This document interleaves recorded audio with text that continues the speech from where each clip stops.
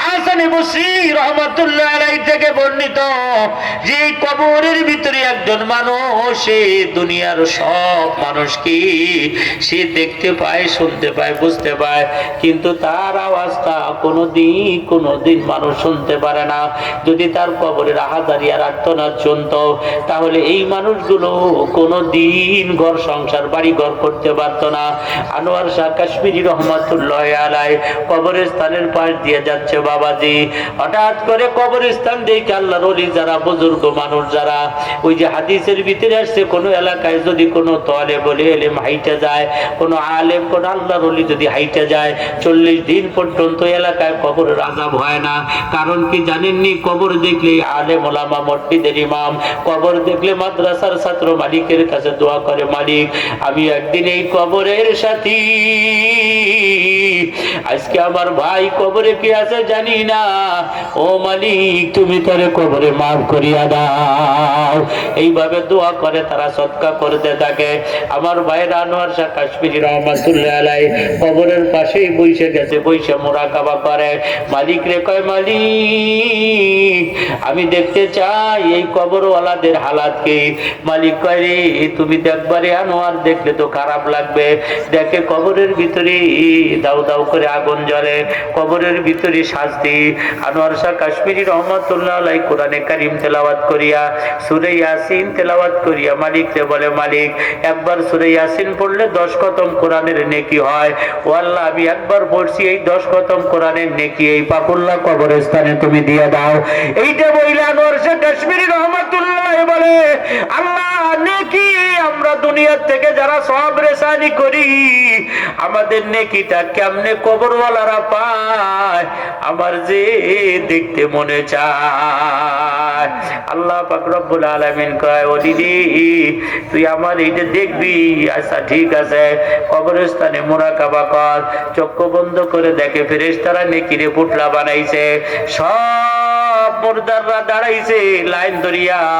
ফেরেশতারা বলে যে আনোয়ার শাহ কাশ্মীরি রহমাতুল্লাহ আলাইহি তোমাদের জন্য নেকি পাঠাইছে, এই নেকিতে তোমাদের 2 মাস কবরে আযাব হবে না, তোমাদের 6 মাস কবরে শান্তি থাকবে, তোমরা নাও।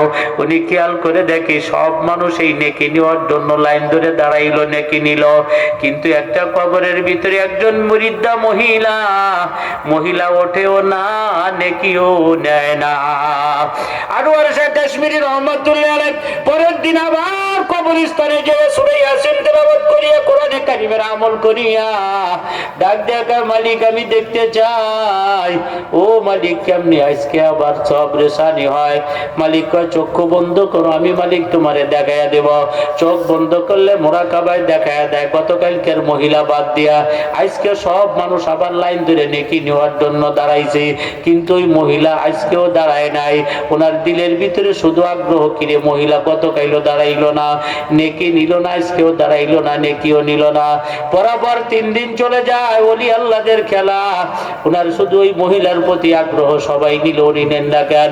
4র্থ দিন আবার যখন মুরাকাবায় বসে, তখন দেখে এই মহিলা আজকে লাইনের ভিতরে দাঁড়ায় গেছে। আনোয়ার শাহ কাশ্মীরি রহমাতুল্লাহ আলাইহি ডাক দিয়ে কয়, আল্লাহ আমার যদি তুমি একটু শক্তি দিতা, ক্ষমতা দিতা, ওই মহিলার সাথে আমি একটু কথা বলবো। আল্লাহ কয়, তুমি দুনিয়ায় মহিলা হলো কবরে, ও আল্লাহ তুমি সব পারো, তোমার কাছে অসাধ্যের কিছু নাই। মহিলা 3 দিন নেকি নিতে ওঠে নাই, আজকে নেকি নিতে উঠছে। আমার যে প্রশ্ন দিলের ভিতরে রয়ে গেছে, আমার একটু প্রশ্ন করার সুযোগ দাও। আল্লাহ কয়, ঠিক আছে সুযোগ করে দিলাম, তুমি প্রশ্ন করো। আনোয়ার শাহ কাশ্মীরি রহমাতুল্লাহ আলাইহি বলে, হে আম্মা কে তুমি? চিনি না, তোমারে জানি না গো মা। 3 দিন পর্যন্ত সব রেসানি হয়, সমস্ত আত্মাগুলো এসে সবগুলো নেয়, কিন্তু তুমি নেও না। আজকে 4র্থ দিনে তুমি দাঁড়াইলা, নিলা, কারণটা কি? মহিলা ডাক দিয়া কয়, বাবা 3 দিন পর্যন্ত তুমি যা পয়ডা সব রেসানি করছো, দুনিয়ায় আমার একটা কলিজার টুকরা সন্তান আমি রাইখে আসছিলাম, ওই সন্তানটা প্রতিদিন সূরা ইয়াসিন পড়ে আমার নামে সব রেসানি করত, যার কারণে তোমার ওইটা নেওয়ার কোনো প্রয়োজন আমার হয় না। এ আমার ভাইরা, আমার বাবারা, আমার বন্ধুরা, দুনিয়ায় একজন সন্তান ওয়ালাদুন সালিহান, নেককার সন্তান হাফেজ বানায়া রাখো, আলেম বানায়া রাখো। ও ভাই, একটু কোরআন শিক্ষা দিয়ে মা বোনদেরকে রাইখা যাও। তুমি মরে যাওয়ার পরে তোমার সন্তানরা যেন তোমার জন্য একটু সওয়াব রেসানি করতে পারে, একটু কোরআনে কারীম পড়ে যেন তোমার জন্য দোয়া করতে পারে। আনোয়ার শাহ কাশ্মীরি রহমাতুল্লাহ আলাইহি, মা আপনার ওই সন্তান কি আজকে আপনার জন্য নেকি পাঠায় নাই? কয় বাবা রে, আমার সন্তান জীবিত ছিল যতদিন, আমি মরার পরে প্রত্যেক দিন নেকি পাঠাইছে, কিন্তু আজকে আমার সন্তানও দুনিয়ায় নাই, আমার সন্তানও কবরের যাত্রী হইয়া গেছে, যার কারণে আমার কাছে আজকে নেকি নাই, তাই তোমার নেকিতে দাঁড়াইছি। এ আমার বাবারা, আমার ভাইয়েরা, পাকুল্লার মানুষেরা, আপনার আমার অনেকেরই আব্বা মা দুনিয়া ছেড়ে চলে গেছে, না জানি কবরে কোন হালাতের ভিতরে আছে, আপনিও জানেন না, আমিও জানি না। কিন্তু মা বাবা কবরে যদি কষ্ট থাকে, আমি কেমনে দুনিয়ায় শান্তির ভিতরে থাকি? আরে আমি তো দেখছি আমার আব্বা ঠিক মতো নামাজ পড়ে নাই।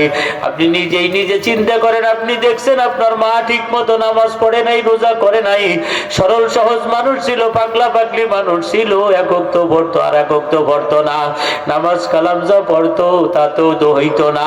এখন আপনি কোরআন হাদিস পড়ে বোঝা বোঝেন, আমার আব্বার কবরে জাহান্নামের আগুন, আরে আমার মার কবরে হয়তো জাহান্নামের আগুন। আপনি যদি চিন্তা করেন যে আমার বাপ মারে আমার শান্তি দেওয়ার দরকার, তাহলে ওই বাপ মার জন্য সওয়াব রেসানি করেন, বাপ মার জন্য কান্দাকাটি করেন।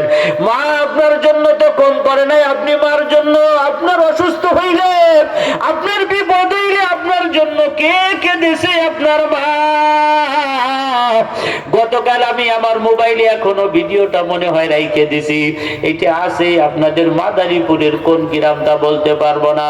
একটা ছেলে ইটালি যাওয়ার সময় মাফিয়ারা তারা ধরছে, মাফিয়ারা হাতের আটকা পড়ার পরে এই মাফিয়ারা সন্তানটারে মারতেছে আর ভিডিও কল দিয়ে তার মারে দেখাইতেছে, লুলঙ্গ করিয়া পোশাকাদি খুলিয়া হাত পাও বান্ধিয়া পিটাইতেছে, এক একটা পিটান দেয় আর সন্তান ওইখান থেকে মা মা বলে চিৎকার দেয়। এত বড় নাফরমানের বাচ্চারা এই মাফিয়া, আল্লাহর গজব পড়বে ওদের উপরে, ওদের সন্তান ওদের পরিবারের উপরে আল্লাহর গজব পড়বে, যারা এই নিরহ মানুষগুলোর উপরে অত্যাচার করে। কথা ঠিক কিনা জোরে বলে? আরে কত কষ্ট দিতেছে, তাও ওর মারে দেখাইয়া, ওর মা এইভাবে বলতেছে, ভিডিওটা আছে লাগলে আপনার আমি দেখাইতে পারবো। ওর মা কইতেছে, বাজার আমার বাজারকে তোমরা মাইরো না, আমি গরিব, আমি ফকির, আমি মিসকিন, আমি যা আছে সব বেচে দিব, তোমরা আর বাইরেও না। কত বড় নিষ্ঠুর, চিন্তা করে দেখেন, মারতেছে তাও ভিডিও কলে দেখাইয়া দেখাইয়া মারতেছে। বন্ধুরে, কার মায়া লাগে মার?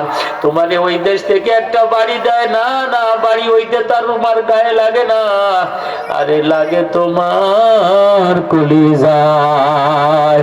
শিশু বাচ্চার ঠান্ডা লাগছে, ইনজেকশন দেওয়া লাগবে, ডাক্তার বলছে 7 দিনে 7টা ইনজেকশন দিবেন। আর ইনজেকশন দেওয়ার সময় মা শাশুড়িরে নিয়ে যায়, পাশের বাড়ির আর একজনকে নিয়ে যায়, তুমি একটু চলো, তোমার ভ্যান ভাড়াতে নিব। বলে কেন? কয় আমার সন্তানটি ইনজেকশন দিলে আমি মা দেখতে পারি না, মা সহ্য করতে পারে না, আর একজনকে ধরায় না দিয়েও পারে না, ডাক্তারের হাতে জড়াই ধরে, পায়ে জড়াই ধরে, ডাক্তার আস্তে আস্তে দিও, আমার বাজানের শরীরে একটা সুই আমার কলিজার ভিতরে যাইয়া লাগে। বন্ধুরে, সেই মা তোমার কবরে, সেই বাবা তোমার কবরে।